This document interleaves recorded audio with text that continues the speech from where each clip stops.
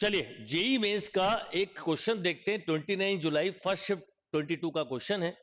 बड़ा प्यारा क्वेश्चन है और आपका टारगेट है, मैं आपके साथ ये जो सेशन ले रहा हूं इसका टारगेट ही है कि 99 प्लस परसेंटाइल आप मैथ्स में स्कोर कर पाए।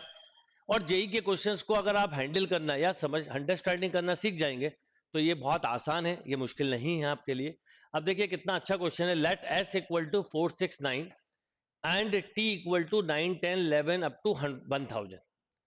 ए एक दिया हुआ है जिसमें A1 A2 up to A के, ठीक है, K belong to N, A1 A2 A3 up to A K belong to S, then the sum of the element in the set T minus A is equal to, यानी जो T minus ए में elements हैं हमें उनके बारे में बताना है कि टी माइनस ए में कितने एलिमेंट्स होंगे। पहले तो हम ये समझे कि सेट का बड़ा प्यारा क्वेश्चन है और अंडरस्टैंड कर गए। एकदम क्लिक नहीं करता कई बार, पर आप समझेंगे तो अभी देखिए ये अगर ए लिखा है, ये बी है, तो इस सेक्शन को हम बोलते हैं ए इंटरसेक्शन बी। और अगर मैं आपसे पूछता हूं ए माइनस बी बताओ तो इसका मतलब ये सेक्शन है। और मैं अगर आपसे बोलता हूं बी माइनस ए बताओ तो इसका मतलब ये सेक्शन है, राइट। तो अगर आपसे पूछा है कि टी माइनस ए बताइए, तो टी माइनस ए मतलब मान लीजिए कि ये टी है और मान लीजिए कि ये ए है। तो अगर टी माइनस ए पूछा है तो मुझे ये बताना है।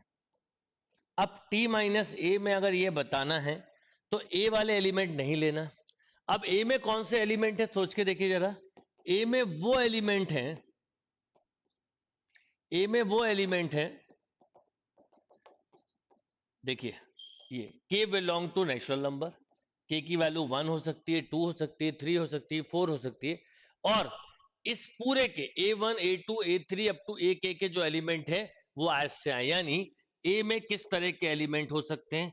ए में एलिमेंट हो सकते हैं 4, अगर A1 देखें 6 भी हो सकता है, 9 भी हो सकता है, 4 प्लस 6 10 भी हो सकता है, 4 प्लस 9 13 भी हो सकता है, 6 प्लस 6 12 भी हो सकता है, 4 प्लस 4 8 भी हो सकता है, राइट।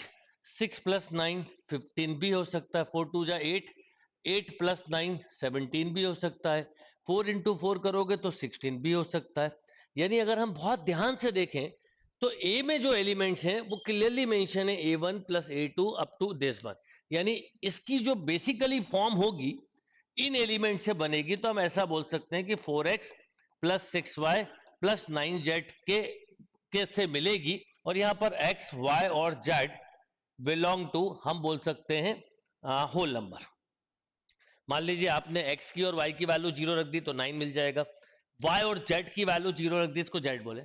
अगर मैंने x की वैल्यू ली 1 और y और z की मान लो वैल्यू मैंने रख दी 0 0, z भी 0, तो 4 मिल जाएगा। इस तरह से अगर हम बहुत ध्यान से देखें तो आपको यहां पर 4 6 9 10 सब मिल रहा है। अच्छा t तो कंटिन्यूशन में है, अगर टी को देखें तो टी कंटिन्यूशन में कहां से 9 है, 10 है, 11 है। तो अगर ये ध्यान दें तो टी माइनस ए का मतलब होता है जो टी में है पर ए से सब्ट्रैक्ट हो जाए। ए के कॉमन नहीं लेंगे तो 9 9 से चला जाएगा, 10 10 से चला जाएगा, इसके बाद आएगा 12 12 से 12 कट हो जाएगा, 13 13 कट हो जाएगा, 14 14 कैसे होगा। तो अगर आप ध्यान दें तो 4 को 2 टाइम्स लिखें, 2 इंटू 4 प्लस 6 तो ये 14 हो जाएगा। यानी आपको सब मिलते जाएंगे, सारी चीजें मिलती जाएंगी, बट बट एक प्राइम नंबर है 11 जो नहीं मिल पाएगा क्योंकि इसके सम से 11 नहीं मिलेगा। इसका मतलब अगर हम समझें तो टी माइनस ए में बाई चांस एक ही एलिमेंट आ रहा है, ये इंटीजर टाइप क्वेश्चन का, वो है 11। तो इसका करेक्ट आंसर होना चाहिए 11, यानी आप इसमें बोल सकते हैं 11, क्योंकि आप जैसे जैसे आगे बढ़ते जाएंगे आपको ए में हर तरह का नंबर मिलेगा जो टी में है एक्सेप्ट 11। तो इस क्वेश्चन को एकदम कई बार क्लिक नहीं करता, तो जो क्वेश्चन अगर क्लिक नहीं करते तो आप लोग क्या कर सकते हैं कि उस क्वेश्चन को सेकंड अटेम्प्ट में करें। पर ये याद रखें कि सिलेक्शन ऑफ क्वेश्चन बहुत क्लियर होना चाहिए, कब क्या पूछा है वो क्लियर होना चाहिए। आपको जो जो नंबर लगेंगे आप देखते जाएंगे, मिलते जाएंगे। अच्छा 4 6 इस ए का है पार्ट है, हमें इसमें से आंसर निकालना था। तो 9 10 11 12 ऐसे स्टार्ट हुआ, केवल एक 11 ऐसा नंबर है जो इसके सम से नहीं मिलता, बाकी आपको सब मिलते जाएंगे। आपको जो लगे, आपको लगता है 15 तो 9 प्लस 6 ये 15 हो गया, आपको लगता है 16 तो 4 को 4 टाइम कर लीजिए, है ना। अगर आपको लगता है 17 तो 2 बार 4 का मल्टीप्लाई किया प्लस 9 जोड़ दिया। आपको लगता है 18 तो 2 टाइम कर दिया, राइट। अगर आपको लगता है 19 तो 19 कैसे आएगा, 4 + 6 10 + 19। आपको लगता है 20 तो 4 × 5 कर दीजिए 20, क्योंकि ए जो है वो A1 + A2 up to AK से बना है। अच्छा क्वेश्चन है। अगर ऐसे क्वेश्चन कोई बच्चा अटेम्प्ट करता है तो कहीं ना कहीं वो बाकी बच्चों के कंपेयर में आगे जरूर निकलता है, राइट। देखिए क्वेश्चन है रिमाइंडर थ्योरम पे बेस्ड है। The remainder when 7 power 103 is divided by 17, तो आपको बताना रिमाइंडर क्या होगा। ग्रेटेस्ट मतलब इंटीजर टाइप क्वेश्चन में से क्वेश्चन है, 23 का क्वेश्चन है, शिफ्ट 1 सेकंड में आया हुआ। किस तरह से करेंगे इसको, दो तरीके से कर सकते हैं, इधर use binomial theorem, either use binomial theorem, और आप रिमाइंडर थ्योरम। इसमें से किसी भी एक कंसेप्ट से करते हैं। मैं आपको बताता हूं क्या क्या तरीके हो सकते हैं। जैसे आप रिमाइंडर थ्योरम से करेंगे तो क्या लेंगे, 7 स्क्वायर। 7 स्क्वायर कितना होता है, 49। अब 49 में मैं अगर आपसे बोलूं 17 का डिवाइड करिए, तो 17 2 जा 34, तो 34 से मिला 15। तो आप ऐसा लिख सकते हो 15 मॉड, मैं बाइनोमियल से भी बता सकता हूँ 17, या फिर इसको इससे सब्ट्रैक्ट कर दो तो -2 मॉड। ये बड़ी सिंपल टेक्निक होती है, कोई भी क्वेश्चन कर सकते हैं। अब देखिए 2 से 4 होगा, 4 से 8 होगा, 8 से 16 होगा, तो आपको रिक्वायर्ड पावर मिल जाएगी। जैसे अगर मैं आपसे बोलूं कि 7 स्क्वायर इंटू 7 स्क्वायर करो, तो -2 इंटू -2 होगा, आप ऐसे लिखोगे। दो तरीके हो सकते हैं, जैसे 7 स्क्वायर का रिमाइंडर है 15, ये 15 मॉड 17, या फिर आप -2 इंटू -2 करके भी कर सकते हैं। याद रखिए ये मिला आपको 4 मॉड 70। इसका मतलब क्या है वो भी समझ ले, ये केवल सिंबॉलिकल है। अगर आप 15 इंटू 15 करते हैं तो 225, और 225 में अगर हम 17 का डिवाइड करें तो जो रिमाइंडर आएगा, आप ऐसे करते हैं ना, 17 1 जा 17, ये मिलता 5 55 है ना, 17 3 जा 51, एंड दिस इज 4, ये देखिए 4 रिमाइंडर मिला। तो आप पॉजिटिव से भी कर सकते हैं, निगेटिव से भी। This place is called remainder place. यहाँ पर रिमाइंडर्स आता है उन नंबर का जो यहाँ मल्टीप्लाई कर रहे हैं, या वो ये नंबर भी लिख सकते हैं। इसका मतलब ये हुआ कि 7 पावर 4 पर आपको 4 मॉड, कई बार बाइनोमियल में कुछ बच्चे कंफ्यूज होते हैं, तो remainder theorem is a best way. अब 7 की पावर अगर हम 8 ले लें, मतलब 7 की पावर समझाने के लिए लिखता हूं, 4 और 7 पावर 4, तो 4 और 4 हुआ 16, और 16 का मतलब होता है -1 भी लिख सकते हैं इसको, अगर इससे सब्ट्रैक्ट करें तो 7 की पावर 8 पर आपको मिल गया -1 मॉड 17। अब अगर मैं -1 इंटू -1 करूं तो +1 मिल जाएगा। एक्चुअल में आपका ऑब्जेक्ट होता है रिमाइंडर 1 मिल जाए, और रिमाइंडर 1 मिल जाता, एक्सेप्ट कहां नहीं मिलता, जब ये दोनों नंबर इवन हो। उस केस में क्वेश्चन सबसे इजी क्वेश्चन होता है। तो 7 पावर 16 पे मिला 1 मॉड 17, ऐसे सोचिए।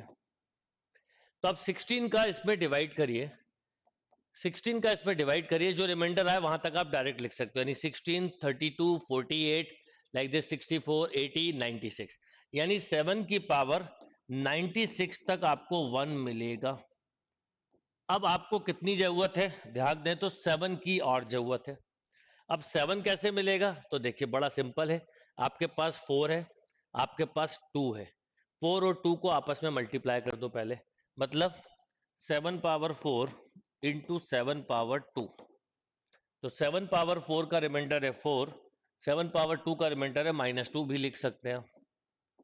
तो ये मिल गया -8 मॉड 17, या आप +9 भी लिख सकते थे। अब ये 7 की पावर 6 हुआ, एक 7 और ले लीजिए बेटा। तो जब आप एक 7 और लेंगे तो 7 का ही मल्टीप्लाई होगा, तो 7 9 जा 63 मॉड 17, जो नंबर यहाँ लिया वही लेंगे। आप 17 का डिवाइड करिए, तो 17 3 जा 51, तो 12 मिल गया। तो इस क्वेश्चन का आंसर होगा 7 पावर 7 पर आया 12। अब एक्चुअल में तो इसको इससे मल्टीप्लाई करना है, पर नहीं भी करेंगे तो भी कोई दिक्कत नहीं है। तो 12 इंटू 1 करेंगे तो आंसर आ जाएगा 12, यानी आप इस क्वेश्चन का करेक्ट आंसर बोलेंगे 12। तो ये हुआ remainder theorem. And another way कि आप इसे बाइनोमियल थ्योरम से करते हैं, तो आपको केवल इतना करना होता है कि जैसे आपने मान लो 7 का स्क्वायर लिया, तो आपने इसे लिखा 34 + 15, या 15 + 34 की पावर, ऐसे 103 है, ऐसे कम करते चलते हैं, आप लोगों ने पढ़ा होगा ये मेथड। तो ये मिलेगा 15 की पावर 103, 15 को फिर लिख दीजिए क्या, 17 पावर 15 को लिख सकते हो आप कितना, 2 माइनस 17 की पावर 103 और एक माइनस बाहर ले लीजिए, तो उससे क्या होगा, ये मिल जाएगा -2 की पावर 103। अब इस तरह से आप इसको सॉल्व कर सकते हैं, यानी आपके हाथ में है कि आप इसको बाइनोमियल थ्योरम से करना चाहते हैं या रिमाइंडर थ्योरम से, जस्ट डिपेंड, पर इसका करेक्ट आंसर हुआ 12। देखिए एक जेई मेंस जिसको पहले ट्रिपल ई बोलते थे उसका क्वेश्चन है, क्या क्वेश्चन है, if Z1 and Z2 are two non zero complex number such that mod Z1 plus Z2 equal to mod Z1 plus mod Z2, then argument of Z1 minus argument of Z2। अब अगर आपको ध्यान हो तो ये आपके पास inequalities property होती है कि Z1 plus Z2 greater than और equal to mod Z1 plus Z2। अब ये इक्वल जब होता है, अगर मान लीजिए ये A, B और C, सपोज ये Z1 है, कॉम्प्लेक्स नंबर है, Z2 है, अगर पॉइंट कॉलिनियर होते हैं तो हम बोलते हैं Z1 plus mod Z2 equal to mod Z1 plus Z2।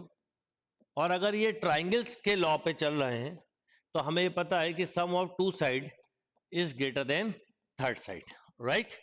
तो अब अगर यहां पर इक्वल टू लिखा है, मतलब ये कंडीशन इन ट्राइंगल्स लॉ से मिलती है